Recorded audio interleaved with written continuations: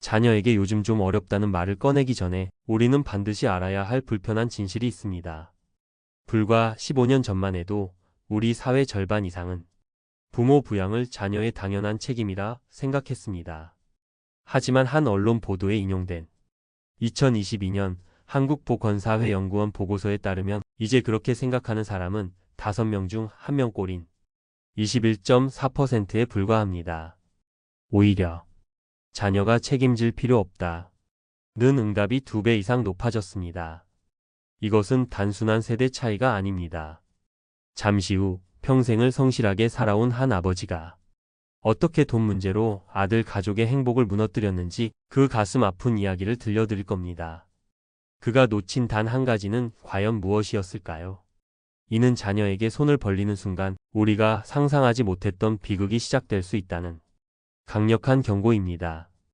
여기 평생을 한 회사에 몸 바쳐 일하다 명예롭게 퇴직한 김진섭 씨가 있습니다. 72세인 그는 퇴직금과 확정급 여형 퇴직연금을 일시금으로 받아 약 2억 원을 손에 쥐었습니다. 국민연금도 매달 120만 원씩 꼬박꼬박 들어왔습니다. 아들, 딸 결혼시키고 남은 돈으로 아내와 조용히 노후를 보낼 계획이었습니다. 하지만 계획은 언제나 현실 앞에서 무력했습니다. 아내에게 암이 찾아왔고 수술과 계속되는 병원 치료에 통장 잔고는 예상보다 훨씬 빠르게 녹아내렸습니다. 문제는 아내의 요양 비용으로 매달 100만 원이 넘는 돈이 추가로 들어가면서 시작됐습니다. 김진섭 씨의 국민연금만으로는 두 사람의 생활비와 병원비를 감당할 수 없게 된 것입니다. 결국 그는 마지막 희망이라 생각했던 아들에게 조심스럽게 전화를 걸었습니다. 수학이 넘어 아들은 망설임 없이 말했습니다. 아버지, 걱정 마세요. 제가 매달 50만 원씩 보내드릴게요. 처음 1년은 고마운 마음뿐이었습니다. 하지만 시간이 흐를수록 아들의 목소리에는 설명하기 힘든 피로감이 묻어났습니다. 며느리와의 통화는 어느새 끊겨버렸습니다. 사실 아들의 삶도 팍팍했습니다.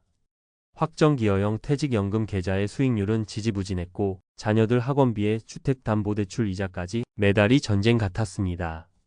결국 아들은 자신의 노후를 위해 붓고 있던 개인형 퇴직연금 IRP 추가 납입을 중단하고 그 돈을 부모님께 보내고 있었던 겁니다.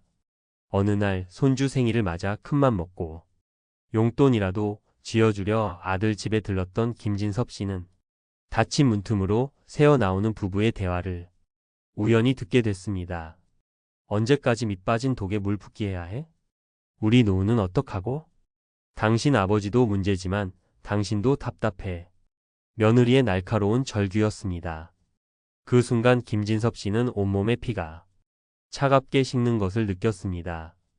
돈 때문에 아들의 가정을 파괴하고 자신의 노후는 물론 아들의 노후까지 갉아먹는 짐이 되어버렸다는 끔찍한 사실을 깨달은 겁니다. 그날 이후 부자 간의 관계는 돌이킬 수 없이 멀어졌고 김진섭 씨 부부는 깊고 어두운 고립감에 빠져야 했습니다. 대체 왜 아들을 위했던 아버지의 마음과 아버지를 위했던 아들의 선의가 이런 최악의 파국으로 이어진 걸까요? 여기에는 우리가 외면해서는 안 될 3가지 냉혹한 현실이 있습니다. 첫째, 우리 자녀 세대는 이미 노인이 노인을 부양해야 하는 시대를 살고 있습니다. 한 보도에 따르면 이미 수년 전부터 60대 자녀가 90대 부모를 모시는 노노부양 가구가 10만 가구를 넘어섰다고 합니다. 평균 수명이 길어지면서 이제 내 자식도 당장 자신의 노후를 걱정해야 할 예비 노인인 셈입니다. 자신의 퇴직연금 계좌를 보며 한숨 쉬는 자녀에게 손을 내미는 것은 절벽 끝에 간신히 매달린 사람이 손을 잡아 끄는 것과 같습니다. 둘째, 부양의 의미가 완전히 바뀌었습니다. 과거의 경제적 책임에서 오늘날의 정서적 유대로 말입니다.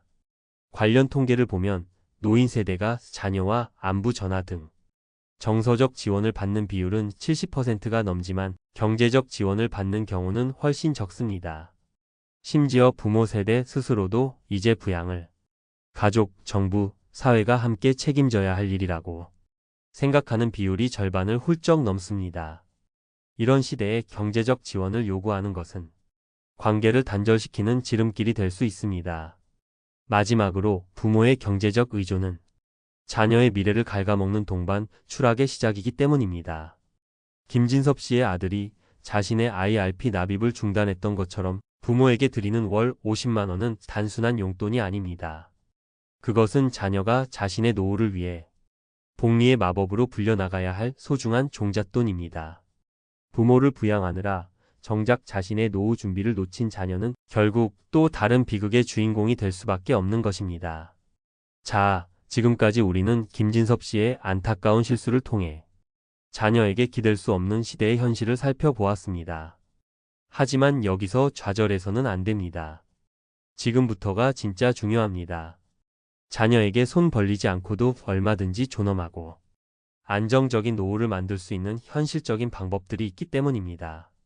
첫 번째 단계는 생각을 바꾸는 것입니다. 내 재산은 온전히 나를 위한 것이다. 라고 선언해야 합니다. 최근 보건복지부가 발표한 노인 실태조사 결과는 매우 흥미롭습니다. 자신 및 배우자를 위해 재산을 사용하겠다. 고 응답한 노년층의 비율이 크게 급증했다고 합니다. 이것은 이기적인 태도가 아닙니다. 자식에게 기댈 생각을 버리고 내 노후를 내가 끝까지 책임지겠다고 다짐하는 것, 이것이야말로 자녀에게 물려줄 수 있는 가장 위대한 정신적 유산입니다. 두 번째, 잠자고 있는 내 집을 깨워야 합니다. 바로 주택연금입니다. 김진섭 씨가 아들에게 전화하기 전에 주택금융공사의 문을 먼저 두드렸다면 결과는 달라졌을 겁니다. 만 55세 이상, 공시가격 12억 원 이하의 주택을 소유하고 계시다면 내가 평생 살아온 내 집에 그대로 살면서 매달 꼬박꼬박 연금을 받을 수 있습니다. 자녀에게 집 한 채 물려주겠다는 생각보다 자녀에게 경제적 부담이라는 짐을 물려주지 않겠다는 생각이 훨씬 현명한 선택입니다. 세 번째, 작은 돈이 가진 위대한 힘을 믿어야 합니다. 한 언론 기사에서 본 82세 어르신의 이야기가 떠오릅니다. 그분은 기초연금과 공공형 노인 일자리로 버는 월 27만 원 덕분에 일남 오녀 자녀들에게 손 벌리지 않고 생활한다고 당당하게 말씀하셨습니다. 큰 돈이 아니더라도 내가 내 힘으로 생활비를 번다는 사실은 경제적 자립을 넘어 삶의 활력과 인간으로서의 존엄성을 지켜주는 버팀목이 됩니다. 국민연금 수령 시기를 최대 5년 늦춰 연금액을 36%까지 늘릴 수 있는 연기연금 제도 또한 적극적으로 활용해야 할 지혜입니다. 마지막 네 번째는 돈이 아닌 마음을 구하는 것입니다. 자녀에게 요즘 살림이 어렵다 고 말하는 대신 이번 주말에 와서 반찬 좀 같이 만들어줄 수 있겠니? 또는 스마트폰으로 기차표 예매하는 것 좀 알려다오. 와 같이 실질적이고 정서적인 도움을 요청하십시오. 자녀들은 돈 문제보다 이런 부탁에 훨씬 기쁜 마음으로 달려올 것입니다. 이것이 바로 부모 부양에 대한 새로운 시대의 현명한 해법입니다. 노후에 준비한 자금이 부족해지는 것은 결코 부끄러운 일이 아닙니다. 누구에게나 닥칠 수 있는 현실입니다. 하지만 그 문제를 해결하기 위해 자녀의 미래를 담보로 잡는 것은 돌이킬 수 없는 실수가 될 수 있습니다. 우리가 자녀에게 물려주어야 할 진정한 유산은 아파트 등기 서류나 통장 잔고가 아닙니다. 어떤 어려운 상황 속에서도 스스로의 삶을 끝까지 책임지며 존엄을 잃지 않았던 부모님의 꿋꿋한 뒷모습입니다.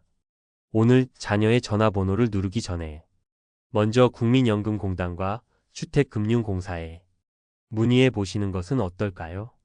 그것이 바로 나와 내 자녀, 우리 가족 모두가 행복해지는 길의 진정한 시작일 것입니다. 오늘 내용이 여러분의 마음에 깊은 울림을 주었다면 구독과 좋아요로 저희 채널에 힘을 보태주시길 부탁드립니다. 또한 비슷한 고민을 하고 계신 분들이 있다면 댓글로 여러분의 소중한 생각을 나눠주세요. 서로의 지혜가 모여 더 나은 길을 찾을 수 있을 겁니다. 감사합니다.